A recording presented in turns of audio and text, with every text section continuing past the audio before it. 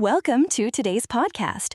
We'll be discussing several sports-related stories that have been making headlines recently. Sounds good. What's the first story we're covering? Let's start with the EFL Greatest Games series. It appears that several historic matches are being re-aired on Sky Sports. That's great. Which specific matches are being featured?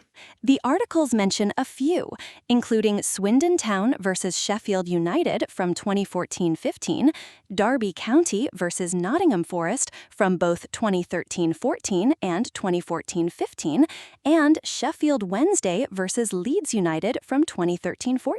Those sound like some exciting matches. Are they being aired at specific times? Yes, the articles list various airing times. For example, Swindon Town versus Sheffield United is airing on Sky Sports Plus HD at 2:15 a.m. on Saturday, 16 May, and Derby County versus Nottingham Forest from 2013-14 is airing on Sky Sports Football HD at 8:15 a.m. on Friday, 15 May. Got it. So it seems like they're spreading the re-airings across different times and channels. Exactly. It looks like they're trying to give viewers multiple opportunities to catch these classic games. That's a good strategy. Do we know if there's a particular theme or selection process behind the matches being re-aired? The articles don't go into detail about that, but it seems likely that they're choosing significant or memorable matches from recent EFL history. That makes sense.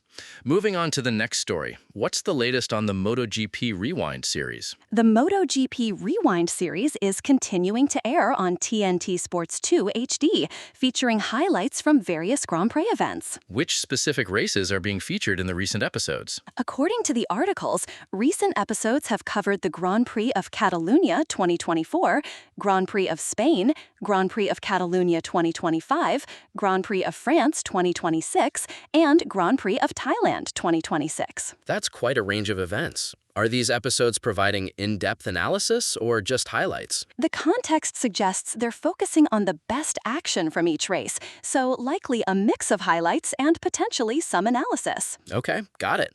What's the next story we're discussing? There's been a significant development regarding a data protection offense involving Scottish football referee John Beaton. What happened exactly? A 19-year-old man was arrested after personal information related to John Beaton was leaked online following a penalty controversy in Celtic's win over Motherwell. That's serious. Was Beaton's safety compromised as a result? Yes, the articles state that Beaton and his family were placed under police surveillance due to the leak. That's quite a drastic measure. Do we know what kind of personal information was leaked? The articles mention that his personal details were shared online, and in one case, it specifically noted that his home address was leaked. Wow, that's alarming.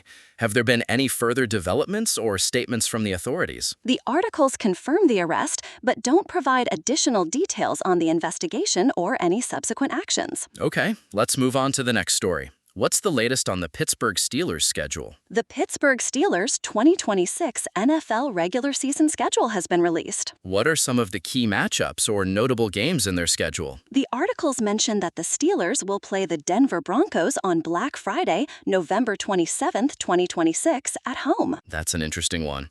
Are there any other particularly notable games or matchups in their schedule? The reporting suggests that fans now have a clear view of who the Steelers will host at Acrisure Stadium and who they'll face on the road for the 2026 season. That's helpful for fans planning ahead.